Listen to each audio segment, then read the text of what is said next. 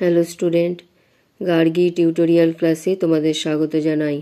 দেখো, আজকে আমার বিষয় হলো বর্ধমান ইউনিভার্সিটি ফার্স্ট সেমিস্টার স্টুডেন্টদের জন্য যারা মেজর বা মাইনরে হিস্ট্রি রেখেছো তাদের কিছু গুরুত্বপূর্ণ শর্ট কোয়েশ্চেন আমি আজকে দিয়ে দিচ্ছি। তোমরা বারবার রিকোয়েস্ট করছিলে যে যাতে আমি এর থেকে শর্ট কোয়েশ্চেন দিই, তো আমি দিতে পারছিলাম না কারণ আমার শরীরটা খুব একটা ভালো নেই। ডাক্তার আমাকে কয়েকদিন রিল্যাক্সে থাকতে বলেছে, আমার প্রেশারটা একটু বেড়েছে। তো চলো দেখে নেওয়া যাক। তাও আমি তোমাদের জন্য এই ভিডিওটা তৈরি করে দিলাম। 1 নম্বরে কি প্রশ্ন রেখেছি দেখো, প্রত্নক্ষেত্র কাকে বলে? প্রাচীন যুগের ইতিহাস জানার জন্য যেসব অঞ্চলে খনন কার্য চালিয়ে মানুষের ব্যবহৃত জিনিসপত্র, স্থাপত্য, মুদ্রা প্রভৃতি আবিষ্কৃত হয়েছে সেই সব স্থানকে প্রত্নক্ষেত্র বলে। ঠিক আছে, তারপরে এখানে দেখো প্রাক ইতিহাসের যুগ কি? বারবার বলে দিচ্ছি, এগুলো মেজর ও মাইনরের উভয়ের জন্য। প্রাক ইতিহাসের যুগ কি? প্রাক ইতিহাসের যুগ হলো সেই যুগ যে যুগের সম্পর্কে কোনো লিখিত উপাদান পাওয়া যায়নি, মূলত মানুষের ব্যবহারের হাতিয়ার ও যন্ত্রপাতির উপর ভিত্তি করে এই যুগের ইতিহাস রচনা করা হয়। 3 নম্বর প্রশ্ন দেখো, প্রায় ইতিহাসের যুগ কি? প্রায় ইতিহাস ও ঐতিহাসিক যুগের মধ্যবর্তী সময়ে একটি নতুন যুগের সন্ধান পাওয়া যায়, তাকেই আমরা প্রায় ইতিহাসের যুগ বলে থাকি। তারপরে দেখো 4 নম্বর, প্রাচীন ভারতের ইতিহাসের উপাদানকে কয় ভাগে ভাগ করা যায় কি কি? 2 ভাগে ভাগ করা যায়, যথা প্রত্নতাত্ত্বিক উপাদান ও সাহিত্যগত উপাদান ইত্যাদি। এরপর দেখো প্রাগৈতিহাসিক যুগ কয় ভাগে ভাগ করা যায়? 3 ভাগে ভাগ করা যায়। 1 হচ্ছে প্রাচীন প্রস্তর যুগ, 2 হচ্ছে মধ্যপ্রস্তর যুগ, 3 হচ্ছে নব্য প্রস্তর যুগ। এই গেল একটা ফার্স্ট পেজ।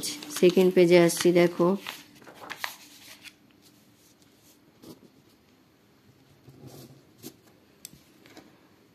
প্রত্নতাত্ত্বিক উপাদানকে কয় ভাগে বিভক্ত করা যায়? 3 ভাগে, যথা লিপি বা শিলালিপি, মুদ্রা ও স্থাপত্য ভাস্কর্য। তারপরে প্রশ্ন 7 নম্বর, সিন্ধু সভ্যতা কারা আবিষ্কার করেছিলেন? 1921 থেকে 22 খ্রিস্টাব্দে দয়ারাম সাহানি ও রাখাল দাস বন্দ্যোপাধ্যায় হরপ্পা ও মহেঞ্জোদারোতে সিন্ধু সভ্যতার নিদর্শন আবিষ্কার করেন। তবে দেখো 8 নম্বর, সিন্ধু সভ্যতাকে কেন নগর সভ্যতা বলা হয়? সিন্ধু সভ্যতা বহু নগরকে কেন্দ্র করে গড়ে উঠেছিল।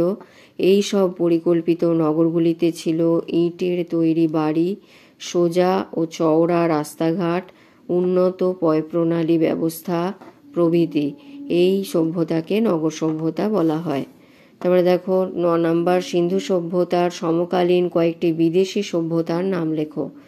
সুমেরীয় সভ্যতা, ব্যাবিলনীয় সভ্যতা, মেসোপটেমিয়া সভ্যতা আর হচ্ছে মিশরীয় সভ্যতা।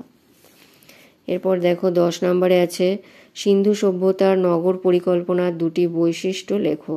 নগর পরিকল্পনাগুলির 2টি বৈশিষ্ট্যের মধ্যে 1 হচ্ছে রাস্তাঘাটগুলি সোজা ও চওড়া ছিল, 2 হচ্ছে রাস্তার ধারে সারিবদ্ধ ঘরবাড়ি নির্মিত ছিল এবং ঘরগুলি পোড়া ইটের তৈরি ছিল। এরপর দেখো, এটা কিন্তু বড় কোশ্চেন হিসাবেও ইম্পর্টেন্ট, এটা তোমরা বড়তেও করে রাখবে। তারপরে দেখো 11 নম্বরে মহেঞ্জোদারোতে প্রাপ্ত স্নানাগার, বানানটা কেন ভুল হয়েছে দেখো,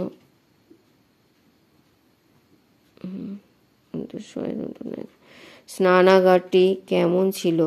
এর আয়তন ছিল 180 × 108 ফুট। এর ভেতরের জলাশয়টি ছিল 39 ফুট দীর্ঘ, 23 ফুট প্রশস্ত এবং 8 ফুট গভীর। এরপর এখানে চলে আসো, স্নানাগারের নামার জন্য সিঁড়ি ছিল এবং স্নানাগারে জল ঢোকানো ও নোংরা জলের বাইরে বের করে দেওয়ার জন্য একটি নির্দিষ্ট ব্যবস্থা ছিল। তারপরে দেখো 12 নম্বরে সিন্ধু সভ্যতার পতনের 2টি কারণ লেখো। 1 নম্বরে লিখবে আধুনিক গবেষকদের মতে প্রাকৃতিক বিপর্যয়ের কারণে এই সভ্যতার পতন হয়। 2 হচ্ছে বন্যা ও ভূমিকম্পের ফলে। 3 নম্বর হচ্ছে বৈদেশিক আক্রমণের ফলে। তাহলে এই সমস্ত কারণের ফলে সিন্ধু সভ্যতার পতন হয়েছিল বলে মনে করা হয়। তারপরে দেখো 13 নম্বরে দেখো ভারতের সবচেয়ে প্রাচীন লিপি কি? সিন্ধু লিপি। 14 নম্বর দেখো, কোন লিপি থেকে আর্যদের কথা জানা যায়? বোঘাজ কই লিপি থেকে। নাসিক প্রশস্তি কে খোদাই করেন? গৌতমীপুত্র সাতকর্ণীর মা গৌতমী বলশ্রী নাসিক প্রশস্তি খোদাই করেন। তারপর দেখো, নানঘাট লিপিতে কোন রাজার পরিচয় পাওয়া যায়? প্রথম সাতকর্ণীর। হস্তিগুম্ফা লিপি থেকে কোন রাজার বিবরণ জানা যায়? কলিঙ্গের। শক রাজা রুদ্রদামনের বিবরণ জানা যায় কোন লিপি থেকে? জুনাগড় লিপি থেকে। কে এলাহাবাদ প্রশস্তি রচনা করেন? দেখো, গুপ্ত সম্রাট সমুদ্রগুপ্তের সভাকবি হরি সেন। এরপর আসছি পরের পেজে। আইহোল প্রশস্তি কে রচনা করেন? চালুক্যরাজ দ্বিতীয় পুলকেশী সভাকবি রবি কীর্তি। ইন্ডিকা গ্রন্থটি কার রচনা? মেগাস্থিনিসের। ফা হিয়েনের লেখা গ্রন্থের নাম কি? ফোকুওকি। তারপরে দেখো, তহকক ই হিন্দ গ্রন্থটি কার রচনা? আল বিরুনি। বৈদিক যুগের মুদ্রার নাম কি? মনা ও নিষ্ক। সাতবাহন রাজাদের প্রবর্তিত মুদ্রার নাম কি? পতিন। মহেঞ্জোদারো শব্দের অর্থ কি? মৃতের স্তূপ। সিন্ধু সভ্যতার প্রধান বন্দরের নাম কি? লোথাল বন্দর। তারপরে দেখো, নাসিক প্রশস্তির গুরুত্ব কি? এর থেকে গৌতমীপুত্র সাতকর্ণীর রাজ্য জয় ও অন্যান্য কার্যাবলীর বিবরণ পাওয়া যায়। তারপরে দুটি বিদেশি লিপির নাম লেখো, নক্স ই রুস্তম ও তেল এল আরমানা। তাহলে এটা হয়ে গেল। এরপরে দেখো আসছি গাথা সপ্তশতী কি? সাতবাহন রাজা হলো প্রকৃত ভাষায় 700 গাথার একটি সংকলন রচনা করেন।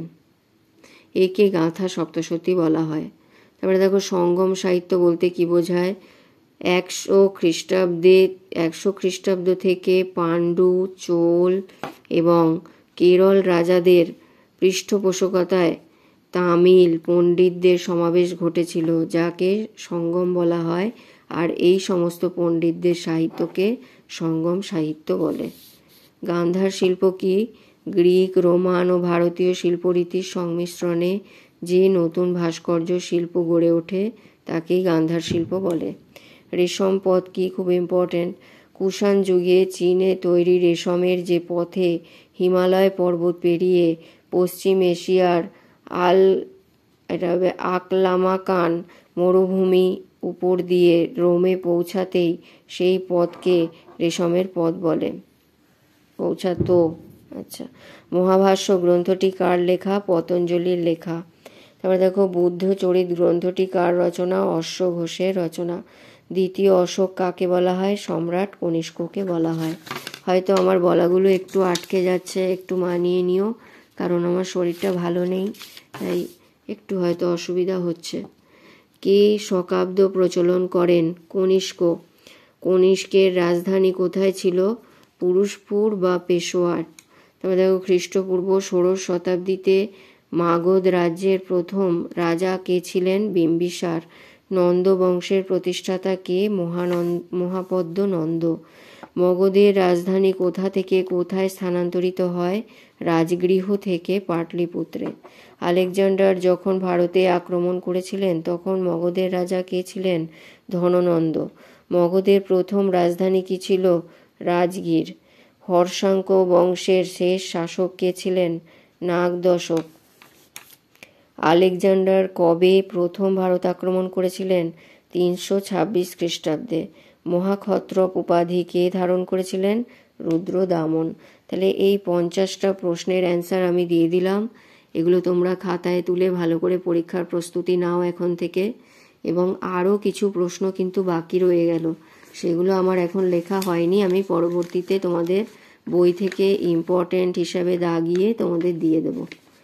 আশা করছি অনেকটাই দেওয়া হয়ে গেছে। এইগুলো তোমরা করলে পাস মার্কস উঠে যাবে। তাও কিছু বাকি রয়ে গেল, সেগুলো আমি তোমাদের পরবর্তীতে দিয়ে দেওয়ার চেষ্টা করব।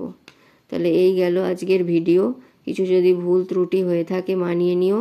পরে দেখা হচ্ছে আবার পরের ভিডিওতে।